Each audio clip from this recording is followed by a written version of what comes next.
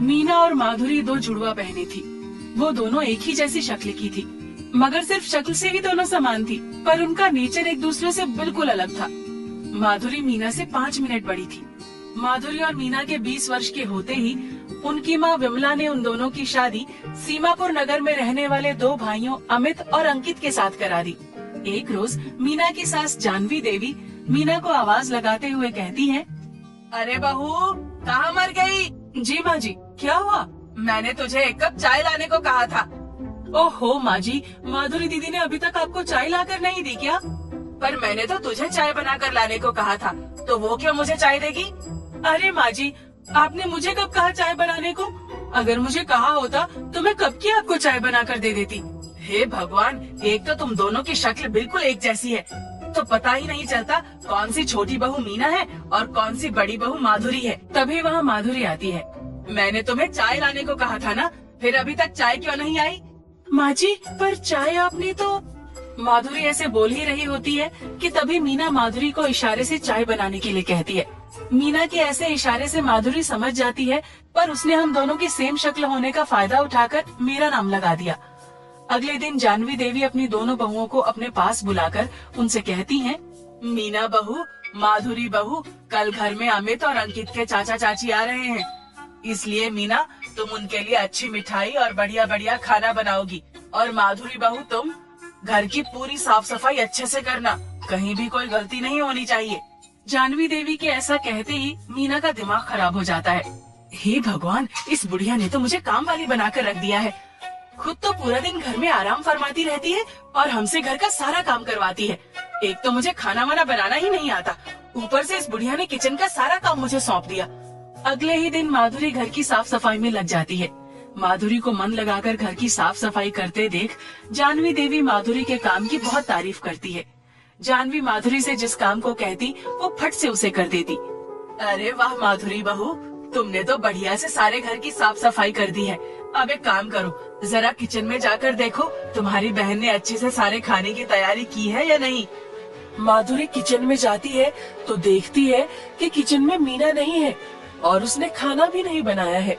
वो मीना के कमरे में जाती है तो देखती है मीना आराम से टीवी में सीरियल देख रही है। ये क्या मीना, तुमने एक भी काम नहीं किया है और तुम आराम से टीवी देख रही हो?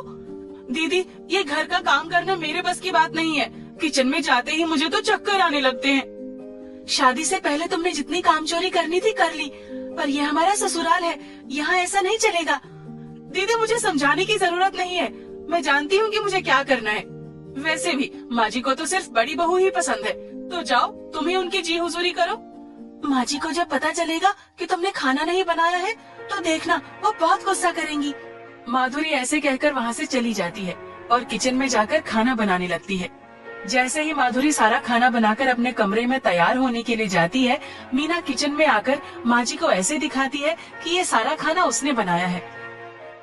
अरे वाह छोटी बहू, मुझे तो लगता था कि मेरी छोटी बहू किसी काम की नहीं है, पर आज इतना बढ़िया बढ़िया खाना बनाकर तुमने साबित कर दिया कि तुम भी बड़ी बहू से कम नहीं हो। माँ जी, आप तो बहुत भोली हो, जो ये भी नहीं समझ पाती कि असलियत में मैं ही आपकी सबसे काबिल बहू हूँ। आज सुबह से सारे घर की सफाई मैंने ही की और दीदी तो सुबह से बस तैयार होने में लगी है। अगर सच में ऐसी बात है तो मैं अभी माधुरी से बात करती हूँ। माधुरी बहुत चालाक थी, इसलिए वो अपनी सासू माँ से कहती है, अरे अरे माँ जी, चाचा चाची जी आते ही होंगे, हमें उनके स्वागत पर ध्यान देना चाहिए, इस माधुरी पर नहीं। मीना के ऐसा कहते ही चाचा चाची वहाँ आ जाते हैं और तभी अमित और अंकित भी ऑफिस से घर आ जाते हैं। माधुरी जल्दी से चाचा चाची का आशीर्वाद लेती है और उनके लिए टेबल पर खाना लगाती है। खाना खाते ही सभी खाने की तारीफ करने लगते हैं। अरे वाह बहू, तुमने बहुत स्वादिष्ट खाना बनाया है। अरे ये सारा खाना इसने नहीं, मेरी छोटी बहू मीना ने बनाया है। जानवी के ऐसा कहते ही अमित चौंक जाता है। ये मैं क्या सुन रहा हूँ? ये सारा खाना मीना ने बनाया है? जिसे 1 कप चाय बनाने को कह दो तो उसका सिर चकरा जाता है। जरूर इसमें मीना की कोई चाल होगी। माँ जी, मगर ये सारा खाना मैंने बनाया है। सब पता है मुझे कि तू किस तरह से मुझे पागल बनाती है। तुम दोनों बहनों की शक्ल एक जैसी है तो तू अपनी छोटी बहन का फायदा उठाती है। मीना छोटी होने के बावजूद सारे काम करती है, और तू कहती है सारे काम उसने नहीं तूने किए हैं। अरे जरा तो शर्म कर। माँ, मैं माधुरी को अच्छी तरह से जानता हूँ। वो ऐसा कुछ कर ही नहीं सकती, बल्कि वो तो सभी काम बड़ी ही मेहनत और खुशी से करती है। आप सबको तो बस माधुरी ही अच्छी लगती है।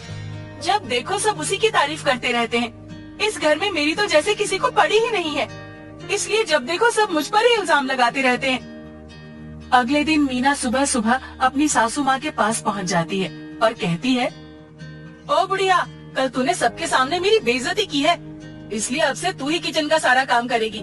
आज नाश्ता भी तू ही बनाएगी। अगर तूने जल्दी से नाश्ता मेरे कमरे में नहीं पहुँचाया ना तो तेरी खैर नहीं। माधुरी, ये तू कैसी बातें कर रही है? मीना मन ही मन मुस्कुराती है और बोलती है, अब आएगा असली मजा। जानवी देवी किचन में जाकर नाश्ता बनाती है। तभी वहाँ माधुरी आती है और अपनी सासू माँ से कहती है, ये क्या माँ जी, आप नाश्ता क्यों बना रही हैं? तभी अमित और अंकित भी नाश्ते के लिए आते हैं। क्या बात है माधुरी, आज माँ क्यों नाश्ता बना रही है? हाय रे मेरी फूटी किस्मत, जो मुझे ऐसी बहू मिली।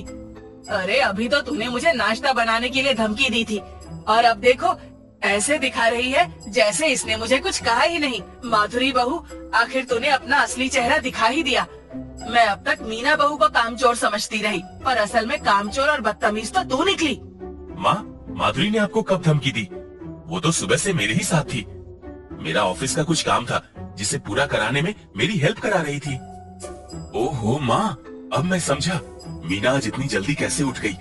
दरअसल सुबह माधुरी भाभी नहीं बल्कि मीना आपके पास आई थी। जानवी देवी गुस्से में मीना को आवाज लगाती है, मीना ने ये सब किया है, तुमने माधुरी बहू बनकर मुझे धमकाया है। मीना मन में कहती है, हाय रे, लगता है बुढ़िया को सब पता चल गया। मीना, अब मैं समझी कि तू ये सब करके मेरी नजरों में अच्छी और अपनी बहन को नीचा दिखाना चाहती थी। तेरे जैसी धोखेबाज कामचोर बहू की मेरे घर में कोई जगह नहीं है। अच्छा होगा कि तू अभी की अभी मेरे घर से निकल जाए। माँ जी, मीना को माफ कर दीजिए, ये इस घर से चली गई तो मैं कैसे रहूंगी? इसके बिना मुझे जरा भी अच्छा नहीं लगेगा। दीदी, मुझे अपनी गलती का एहसास हो गया है। मैंने हमेशा आपको माँ जी की नजरों में नीचा दिखाने की कोशिश की और आप फिर भी मेरे लिए माँ जी से माफी मांग रही हो। गलती मैंने की है और माफी भी मुझे ही मांगनी चाहिए। ऐसा बोलकर मीना अपनी सासू माँ और सभी से हाथ जोड़कर माफी मांगती है। माफी तो तुझे मिलेगी, पर एक बात का ध्यान रखना, अगर आगे से ऐसा कुछ किया तो। माँ जी, आज के बाद मैं ऐसा कुछ नहीं करूँगी। मैं वादा करती हूँ कि दीदी के साथ मिलकर सभी काम अच्छे से करूँगी। आपको और किसी को भी शिकायत का मौका नहीं दूंगी। मीना को अपनी गलती का एहसास हो जाता है, जिसके बाद से वो सभी कामों में अपनी बहन का हाथ बटाने लगती है।